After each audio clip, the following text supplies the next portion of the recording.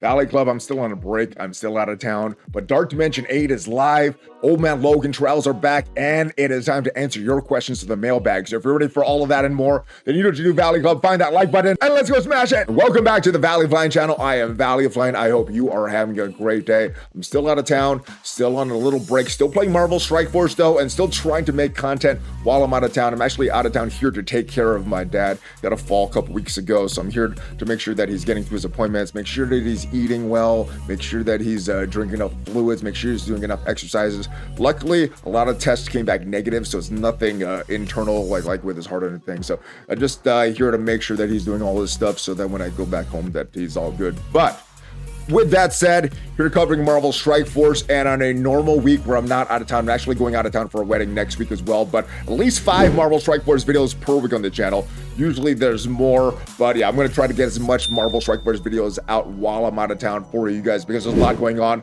Dark Dimension 8, Old Man Logan trials, and it is Mailbag Wednesday. We're a little late with the mailbag. Let's start talking about the updates to Odin and Mighty Thor. Yeah, Jane Foster got an update as the Dark Dimension 8 went live, and what the devs said, we decided that his exhaust mechanic on his special ability should not clear the exhaust if he has 2 or more exhausted, giving players a better chance at eliminating him over multiple battles. That is great, especially if you're seeing Odin on defense. It'll give you a chance to beat him. Maybe not in the first battle, because I think they want it to be exclusive, but at least with some exhausts on him, you can get a chance to beat him. Also updates to Mighty Thor as well. The passive ability can be really synergistic with the Asgardians, but they wanted that want to gain charge, but not necessarily Odin, since he wants to lose his charge so that he can gain ability energy and activate his ultimate. So they say we want to give players to allow them to theory craft with the new Asgardians, including Odin.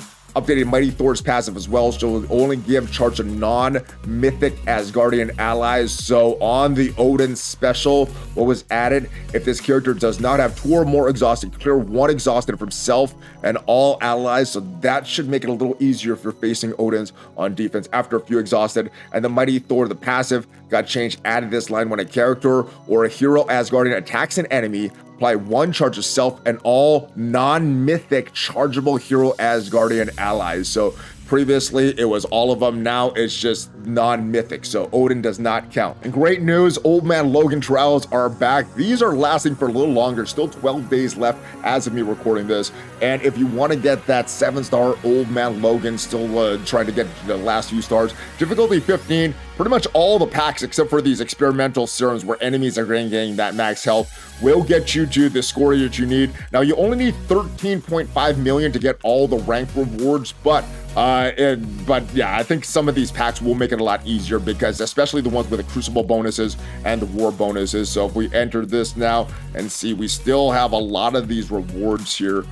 So yeah, get all these rewards. There's some crimson gear here. Even if you have that 7-star Old Man Logan, make sure you do this, because yeah, this crimson gear is all good stuff. The gold is all good stuff as well. And if you don't have Old Man Logan unlocked yet, go for as big Old Man Logan as you can for this event, because he's still very good. All right, but now it's time to move forward with the mailbag questions of the week. ValleyFlyin, how have you been? We're doing pretty good. I was a little depressed last week. A lot of things happened. Birthday, had a tournament coming up. My dad just having issues. So a lot of stress going on, but you know, a lot of the things are over now. I was here taking care of my dad. The tournament's over. My birthday is done. So not a lot of stuff is back to normal now. So yeah, I'm doing a lot better. Doing awesome at the jiu-jitsu tournament. Thank you, my brother. Been training for a lot for that one. And I was happy that my opponents actually showed up this time. Last time, my opponents didn't show up. My first question is, can you give a hint on who the next legendary is, since it isn't Blade? There aren't any new teams that we know about right now. Second, will Old Man Logan's Awaken abilities return since his trials are now live?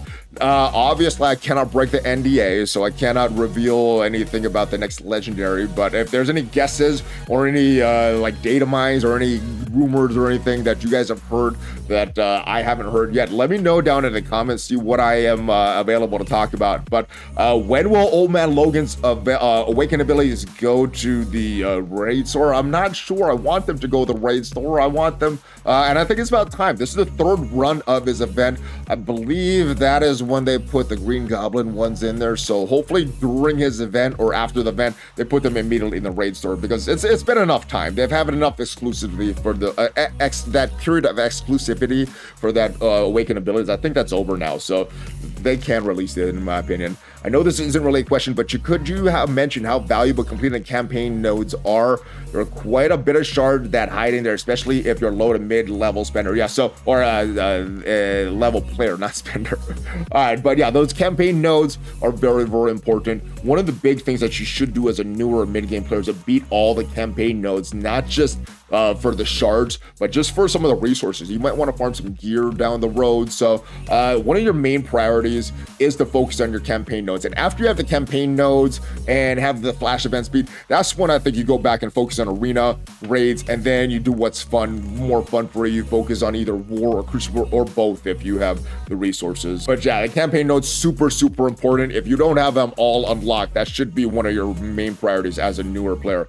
Hey Valley, first of all, late happy birthday. Thank you, my brother. Sorry it didn't go as plans, but once every year we should be happy about it. Yeah, it was a little weird week last week for me. Like I said, a lot of stuff going on. But anyway, the question is same as the other one, and that was about the Red Hulk node for the Apocalypse sagas there. The stupid node with Weaver is tripping me up. I like Gladiator though. Brought him up to gear 16 with the same Void Knight, started upgrading my pop to gear tier 15 like you said, but recently I unlocked Gore, so I'm debating whether to bring up Annihilators, Gladiator and Gore to that node or Spider Side, Peter B and Pop. Keep in mind Gore has charge removal, so that's why I'm debating. So on a long-term scale, I think you build up all these characters, right? You build up the Annihilators for their value in arena because they are a part of the arena meta right now. They're going to help you in arena right now. The Spider Society, they're going to help you in the raids right now. They're very good in Crucible and War as well, so you're going to get a lot of value. I don't think you can go wrong building up any of these characters that you mentioned. It's just which one you want to bring up right now. If it was me, because I value arena and trying to get some power cores, I probably would go Annihilators. But if you don't have that Spider Society section finished in your raids, like you could sim that for whatever raids your alliance is doing, then I would probably go that direction there and then hold off on arena. So I think all these choices are great for that node. You're going to have to build these characters anyway, and eventually you'll beat that Red Hulk node, but it's up to you what order you want to do it in. I don't think there's a wrong way that you could go, because all those characters you mentioned are very good. Hey there, Valley. 2 questions I'd like to ask you, my brother. First, I just leveled up from 97 to 98. Congratulations, my brother. And that wasn't the usual level bonus that I usually get. What happened? Did I miss something? Usually you get those. So I would write into customer service, have them look into your account. They'll probably see that you didn't get the bonuses, and hopefully they send you all that stuff. But the second question, trying to get all the red gear that I could get my hands on. So what's the best way to do that? Thanks for your help and advice. So a lot of the red gear, the crimson gear, the main source of that is going to be from the raids, because you get some of those orbs from the raids, and a lot of that just getting lucky. But for myself, when I was trying to get into Dark Dimension 7 to unlock Mephisto, I was buying stuff in the store every single day. The catalyst parts, the uniques that my characters needed. So I was spending a lot of gold on that. So there's a couple ways. One is just from your daily normal raid play. The other is going to be from purchasing the store. That's the main places that you're getting your crimson gear. And obviously through events and things like that, rewards like that they give. But those are, they come and go from week to week basis. So you can't really rely on those. But the raids and then that main supply store, that's going to be your main sources of consistent crimson gear, my brother. Valley, I hope you're feeling a lot better lately. Yeah, last week was a weird week for me. There was a lot going on. The weekend before that was not a great weekend either. All right, but anyway, one positive thing about the current release method is I'm finally caught up with a tune building. Been able to get my raid, Cosmic Crucible, Dark Dimension 7 tunes, at least to gear tier 95 or level 95, gear tier 18, ISO 8 blue. Also working on building Moon Knight ahead of his rework instead of catching up at some point. So this leads to my question. Which would you recommend? Taking all the primary tunes, the ones for the most list before, to level 100, bringing up more tunes at the same level, a 95, 18, Not sure how much of a stat boost 95 to 100 is, and that should be pretty building a priority over secondary CC or war tunes up. I would build on my primary tunes if I was you. You know, it does give a big boost to their overall power level. But for me, I would go for my primary tunes instead of worrying about backup tunes. Once my primary tunes are level 100, that's when I would start worrying about my backup tunes. So even if I was good in arena, I'd get all those characters up at the level 100. Even if my characters are good in the raids, I'd get all of them to level 100, because I know eventually I'm going to need them there anyway. There's probably going to be some harder raids that some of these teams will be required for, and a lot of the raid teams now, they have dual use. So I would go level 100, build my primary teams, and then start working on my secondary teams, then do that, instead of getting them all to level 95 and not having everybody really dominant at that point. So that's what I would do. Valley, much love and support. I got a rant. Tell me if you've heard this. When I do Dark Dimension, especially on gear tip 15, the last spot, it keeps crashing every time. Support won't read emails. My stuck, I could never get it past. Maybe you're stuck. Maybe there's a bug. What you could do, if you tag me in the main section of the Discord, I'm gonna send all the information that you have to the devs, and then hopefully they could get your player ID and fix what is going on the back. And I'm not sure what you're on. It does look from this screenshot like you're doing Dark Dimension 1, possibly. I'm not sure, but yeah, hopefully, yeah, let me see what this screenshot. Dark Dimension 4. So hopefully we could get an answer for this, but tag me. Hopefully we can reach out to the devs and get a better answer from customer service, my brother. As someone who's returned to the game about a year and a half ago since beta, it's been a struggle to stay top 150 in arena. Follow all the advice except just restart. I refuse to do that, because you shouldn't have to do that in any game. For a simple game mode I play every day, I spend some money here and there for it to be worthwhile to temporarily help. If I do restart, I just won't play. The recent release method, on top of the lack of effort towards arena shards, is just a slap in the face to anyone who wants to come back in the game. The game has already been around long enough now for most people interested to have played at some point. I can't stay competitive in my own alliance. I cannot get enough training mats. I do everything and can just I always just feel behind. The new release method relies on cores for unlocked. I've been patient and I still don't have gore, despite playing as much as I can. Like, at the point where it's just not worth my time anymore. Is there any positives in the pipeline? Like, do I have anything forward to look forward to? So there are some things in the pipeline. Battle World, I'm looking forward to that. There's a few other game modes that's been described that I'm looking forward to. Some of them are still under NDA, but I don't like the release method. It doesn't feel good, and I'm not buying the recent characters. I did buy Sentinel. I'm not gonna buy Nimrod. I'm not gonna buy Omega Sentinel, just to see how bad of a struggle this new release method would be. They did say that they're not going to release or have these characters used in events, but we'll see. But yeah, there's some things that I'm looking forward to right now, but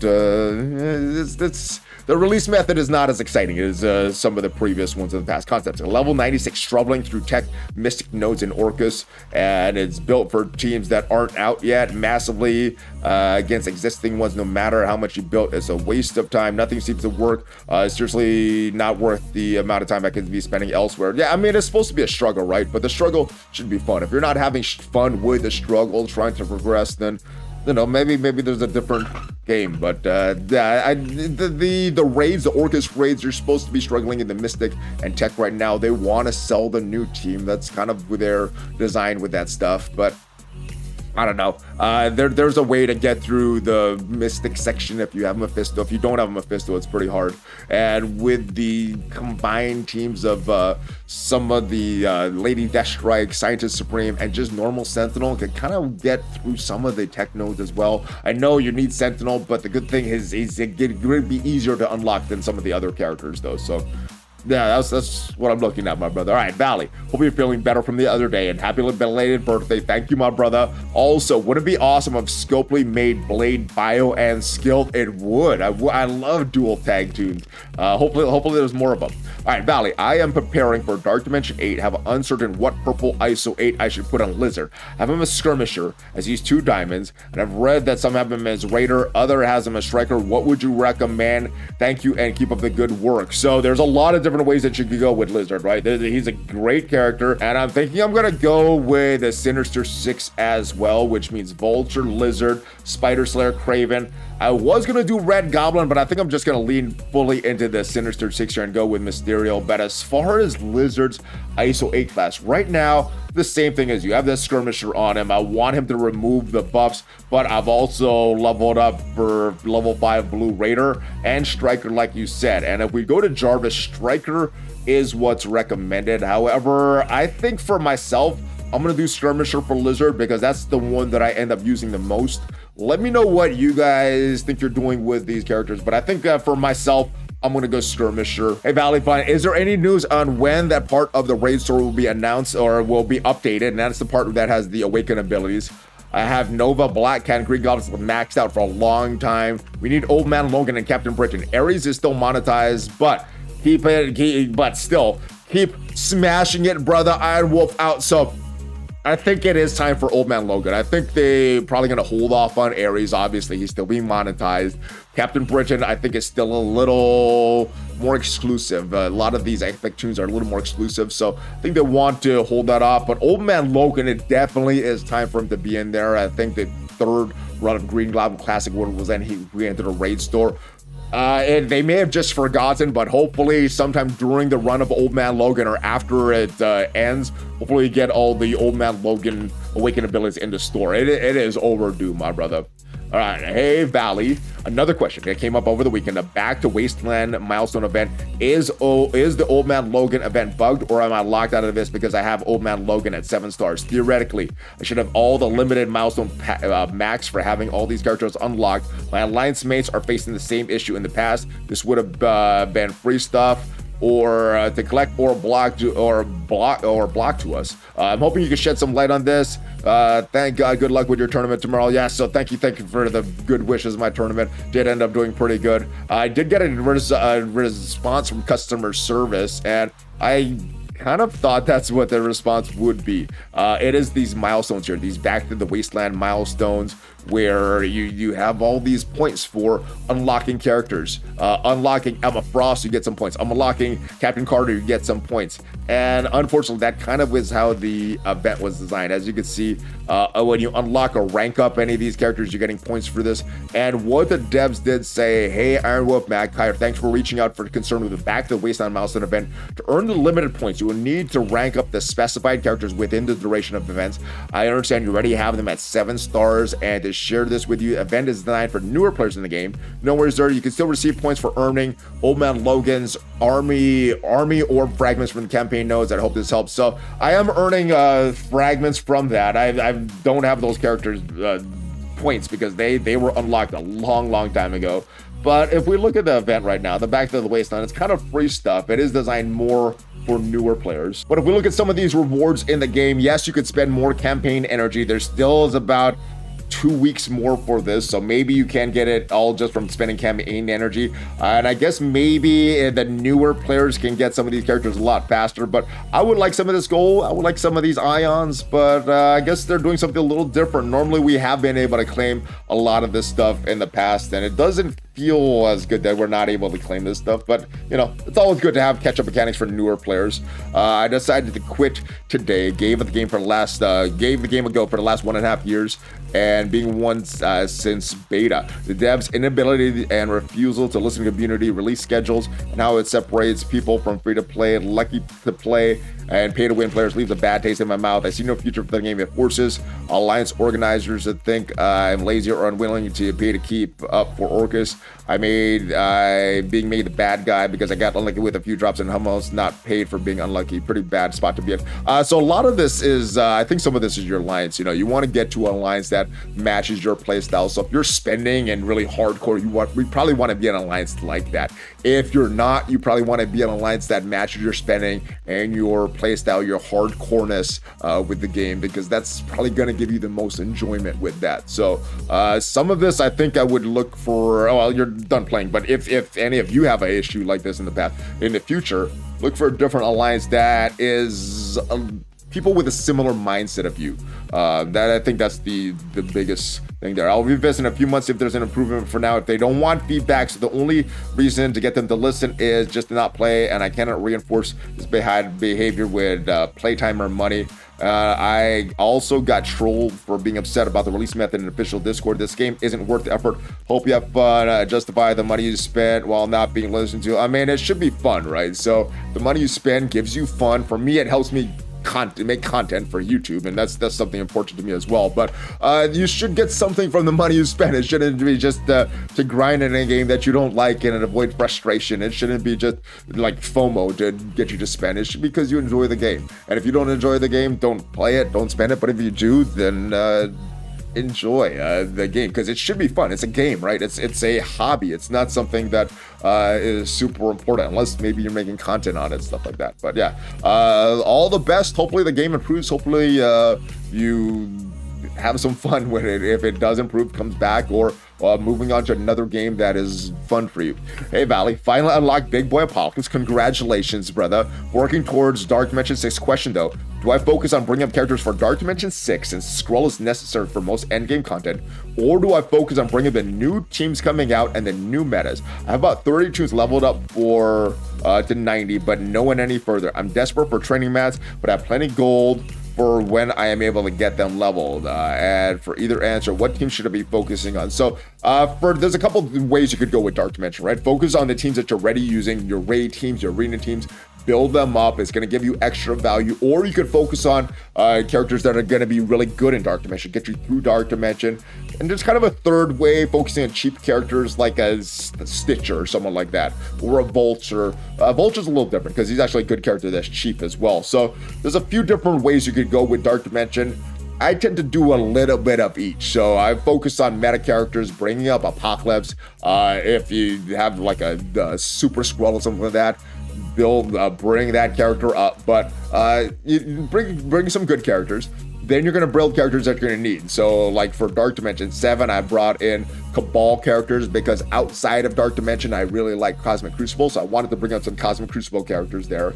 And then I brought up some Extreme X-Men because they were used in the raids at the time. So a lot of different ways you could go, but don't build tunes for Dark Dimension specifically. Back in the day, they had like characters like Ghost that was released just for Dark Dimension. Vowel has that just for Dark Dimension tag. So I wouldn't do that specifically for Dark Dimension, but if you're going to use them after Dark Dimension, I would bring up those tunes. And then if you just need a cheap tune because you want to bring in, you want to get in there faster, you could bring up someone like Stitcher. So hope that helps. There's not a strong answer because everybody does things a little differently based on their enjoyment of the game. So yeah, hopefully that helps you, my brother. And hopefully you got some value from this video. Hopefully the audio is good. We are not in the normal studio here. But yeah, hopefully you got some value. Good luck in Dark Dimension 8. Good luck with the old man Logan trials.